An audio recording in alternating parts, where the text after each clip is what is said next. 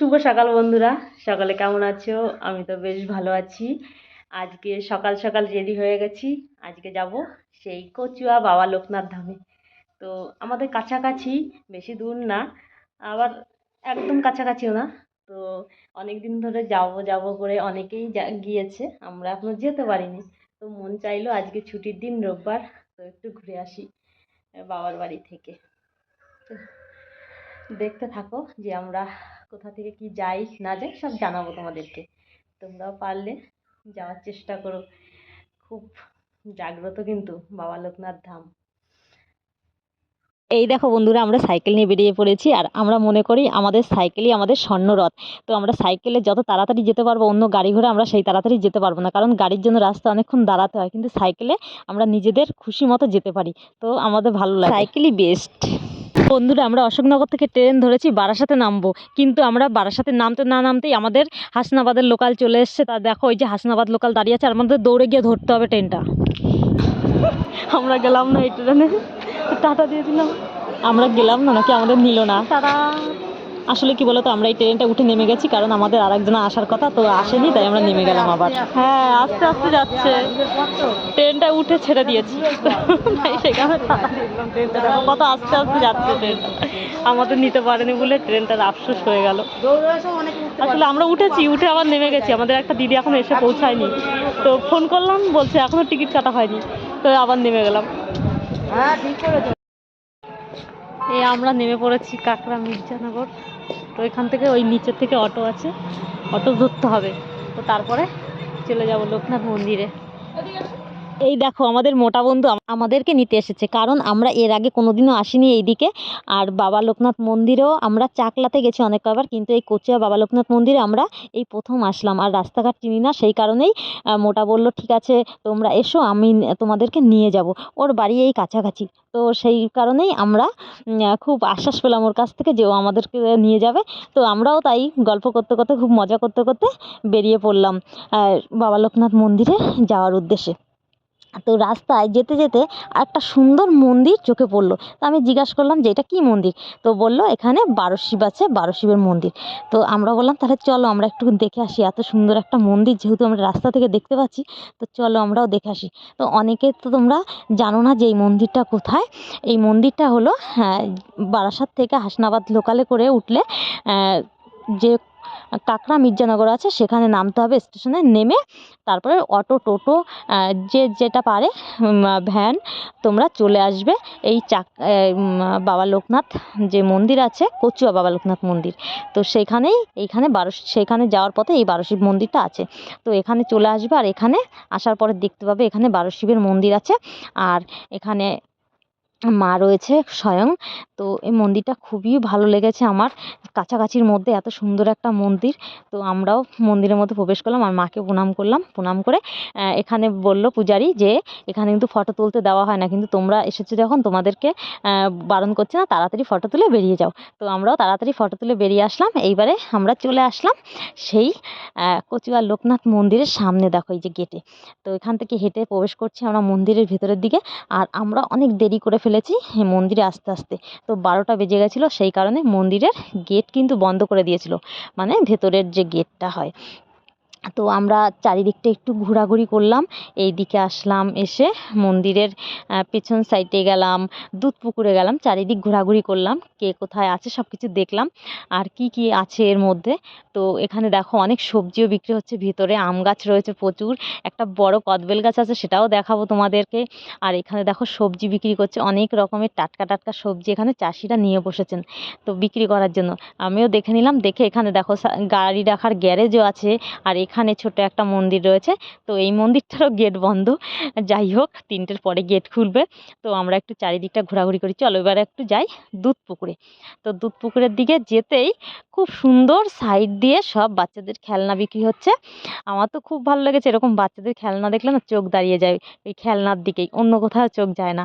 তো তারপরে চলে আসলাম দুধ পুকুরে, আর দুধ পুকুর থেকে অনেকে স্নান করে, এখান থেকে জল নেয় বাবার মাথায় জল ঢালার জন্য। তো আমরা যেহেতু স্নান টান করে এসেছি বাড়ির থেকে, তো সেই কারণে একটু জল মাথায় দিতে হবে, যে মানে আমাদের মানে মনটাকে একটু শুদ্ধ করার জন্য একটু জল নিয়ে নিলাম মাথায় সকলে।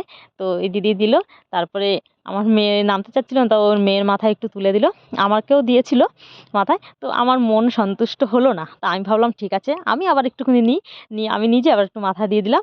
এইবারে দিয়ে আমরা চলে আসলাম, ডাব দেখতে পেলাম, তো ডাব খেতে চলে আসলাম।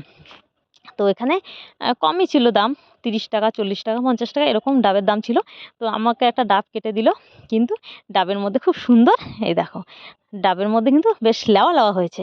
তো আমাকে ডাব দিল, ডাবটা খুব মিষ্টি ছিল, আমিও খেলাম ডাব। আর এই শীতের দিকে না একটু ডাব খাওয়াটা না খুব উপকার, অনেক জরুরি যে মাঝে মাঝে মাসে একবার হলেও অন্তত একটা ডাব খাওয়া। আর এইখানে দেখো ডাবের মধ্যে যে নারকেলটা ছিল, বেশ ভালো লেগেছে আমার নারকেলটা, মানে শাঁস যেটা বলে, নারকেল হয়ে পারেনি, শাঁসটা।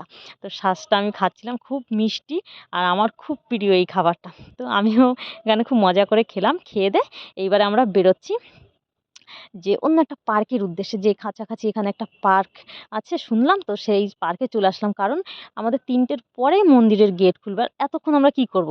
তো আমরা বললাম যে চলো তাহলে একটু অন্য আশেপাশে ঘুরে আসি। তো চলে আসলাম এই পার্কে, এই পার্কটা আমার ঢুকে খুব ভালো লেগেছে পার্কে। তো এখানে চলে আসলাম, এখানে দেখো একটা শিব মূর্তি আছে খুব সুন্দর। তো চলো সেই কৈলাসের মতো দেখো শিব মন্দিরটা, মানে শিব মন্দির না, এটা একটা মূর্তি করে রেখেছে, তো শিবের মূর্তি। তো একবার বলো হর হর মহাদেব। এই দেখো কত সুন্দর লাগছে, মনে হচ্ছে জীবন্ত বাবা বসে আছেন। তো পেছনের দিকটা আরো সুন্দর, এক একটা বাবা লোকনাথ আছে এক সাইডে, বাবা লোকনাথ আর শিব হর মহাদেব। তো দুজনা একই শরীরে দুটো রূপ, চলো সেটাকেও দেখাই তোমাদেরকে। একই অঙ্গে দুটি রূপ, বাবা লোকনাথ আর বাবা মহাদেব। তো এখানে যে রামকৃষ্ণদেব এখানে বসে আছেন, আর এই দেখো একই অঙ্গে দুটো রূপ, বাবা লোকনাথ আর বাবা মহাদেব। তো এখান থেকে আমরা একটু চলে আসলাম দোলনা বা একটুখানি মজা করতে। তো এখানে দোলনা চড়ছি মজা করে, আর ওইদিকে স্লিপ আছে, তো স্লিপে তো খুব মজা করেছি, খুব মজা করেছি। আর এখানে দেখো স্লিপ চড়তে গিয়ে দেখছে জামা আটকে যাচ্ছে, তখন উঠে বলছে আর চড়া যাবে না, আমার জামা ছিঁড়ে যাবে। তো নেমে আসলো জামা ছিঁড়ে যাবে বলে, তারপর উঠলাম এই স্লিপটা। এই স্লিপটা তো খুব মজা হয়েছে, খুব মজা হয়েছে। এই দেখো স্লিপের উঠে বসছি, মানে আমি বসিনি, এটা পরে আমি বসবো, এখন মেয়ে বসেছে, ও আগে চড়ে নিক, তারপর পরপর আমরা চড়বো। এই দেখো স্লিপটা এত সুন্দর যে উপরে ওঠার সঙ্গে সঙ্গে স্লিপ কেটে নিচে চলে আসছে। তো এইবারে উঠছি আমি, আস্তে আস্তে উঠছি, কারণ আমার অভিজ্ঞতা হয়নি এর আগে, আমার এইটা হচ্ছে প্রথম অভিজ্ঞতা যে কেমন চড়তে পারবো কি না। আর বিশ্বাস করুন পুরো ঘুরে যায়, পুরো ঘুরে যায়, এমন একটা স্লিপ। তো এই দেখো পুরোটা আমাকে তুলতে পারেনি ক্যামেরায়, কারণ এত স্পিডে পরে বলা মত না। এইবারে এই দিদি উঠছে আর আমি ক্যামেরাটা ধরছি এই দিদিকে। এই দেখো একদম সঙ্গে সঙ্গে ট্রপ করে পড়ে যায় নিচে। তো তারপর আমি এই দিক থেকে আবার ক্যামেরা করছিলাম যে আমি এই দিক থেকে করলে আমাকে দেখা যাবে। তো আবার এই দেখো আবার উঠে বসেছি আমি। এই দেখো দেখেছো? আবার চলে আসলাম আরেকটা, মানে ওলা স্লিপ যেটা বলে। তো একজন এই মাথায়, একজন ওই মাথায়। এবার যেহেতু আমার ওটা একটু বেশিও তুলতে পারছে না, আমি যতক্ষণে পা দিয়ে না উঠছি ততক্ষণ ও তুলতে পারছে না। তো এখানে এই দেখো খুব সুন্দর করে স্লিপ না, এটা কি বলে জানি না, তোমরা যদি নাম জেনে থাকো অবশ্যই জানাও। তো এই দেখো এই গানগুলো, এই জায়গাগুলো কিন্তু খুব মজা হয়েছে, খুব মজা হয়েছে। এরকম মজা করতে যদি চাও তো মাঝে মাঝে শীতের দিনে চলেই আসতে পারো এরকম পার্কে কোথাও, কোনো পার্কে যাবে, একটু মজা করবে বাচ্চাদের সঙ্গে। অবভিয়াসলি ফ্যামিলির সঙ্গে যাও, ফ্যামিলির সঙ্গে গেলে না খুব মজাটা একটু বেশি হয় জানো তো। ফ্যামিলির সঙ্গে এরকম কয়েকজনাকে একজুড়ি নিয়ে গেলে খুব মজা হয়। তো কাপল তো সবসময় যায়। তো তারপরে আমরা চলে আসলাম, 3টে বেজে গেছিলো, তারপর পার্ক থেকে বেরিয়ে চলে আসলাম পুজোয়। পুজোর সরঞ্জাম নিয়ে আমরা পুজো দিতে চলে আসলাম। তো পুজো এখানে আমাদের প্রায় কমপ্লিট হয়ে গেছে পুজো দেওয়া। এই যে আমরা বাবাকে পুজো দিয়ে নিচ্ছি। তো পুজো দিয়ে আমরা বেরিয়ে আসলাম মন্দির থেকে। এইবারে দেখো এখানে চলে আসলাম সেই কদবেল গাছ, প্রথমেই বলেছিলাম যে এখানে বড় একটা কদবেল গাছ আছে। তো সেই কদবেল গাছ দেখানোর জন্য এখানে চলে আসলাম, প্রচুর কদবেল, প্রচুর কদবেল। আর আমার দিদি যাচ্ছে এখান থেকে, আমি বললাম যে দেখো তোমার মাথায় যেন না পড়ে একটা কদবেল, বলছে না না। আমি বলছি হ্যাঁ কদবেল গাছ। আর এখানে দেখো প্রচুর মানত করেছে সবাই, ইট বেঁধে বেঁধে মানত করেছে। এখানে নাকি মানত করলে মনের ইচ্ছা পূরণ হয়। তো মনস্কামনা পূরণ হয়। তো সেই কারণে সবাই এখানে ইট বেঁধে বেঁধে বেঁধে বেঁধে চলে গেছে যে তাদের মনস্কামনা পূরণ হওয়ার জন্য। এইবারে আমাদের পুজো টুজো দিয়ে আমরা বেরিয়ে আসলাম ওখান থেকে। বেরিয়ে এসে এখন চলে আসলাম স্টেশনে। তো স্টেশনে এসে আমাদের চোখ দাঁড়িয়ে গেল ফুচকা দেখে। তো এখানে দেখলাম ফুচকা, দই ফুচকা, চাটনি ফুচকা, অনেক রকমের ফুচকা, পাপড়ি চাট আছে। তো আমার বেশি পছন্দ জল ফুচকা, আর জল ফুচকাটা এখানে পাইনি। তো কি করা যাবে, অগত্যা আমরা দই ফুচকা খেলাম, আর কেউ চাটনি ফুচকা নিল, আর আমি এখানে দই ফুচকা নিয়ে নিয়েছি আর ওকে ধরতে দিলাম, কারণ আমি ক্যামেরা ধরে আছি যেহেতু আমি খেতে পাচ্ছিলাম না। তো বললাম ধরো আমি ফুচকা খাই, এক একটা করে মুখের মধ্যে দিই। তো ও ধরলো, আমার কাজটা একটু সলভ করে দিল। তো আমিও খাচ্ছি এখানে, আর খেয়ে তারপরে পাপড়ি চাট নিয়ে নিলাম। পরে পাপড়ি চাট খেলাম, পাপড়ি চাট খেয়ে তারপরে বাড়ির পথে বাড়ির দিকে বেরোনোর জন্য মন স্থির করলাম যে এখন আর টাইম নেই, এখন বাড়ির দিকে বেরোতে হবে। এই দেখো ফুচকাগুলো কিন্তু দারুণ, এখানে নাকি নামকরা ফুচকা এটা। তো আমরাও সেই জায়গা থেকে ফুচকা খেলাম, এখানে নাকি প্রচুর ভালো করে ফুচকা। তো বন্ধুরা, আমার ভিডিওটা যদি ভালো লাগে অবশ্যই লাইক কমেন্ট শেয়ার করো, আর একটু সাপোর্ট করো আমাকে। টাটা।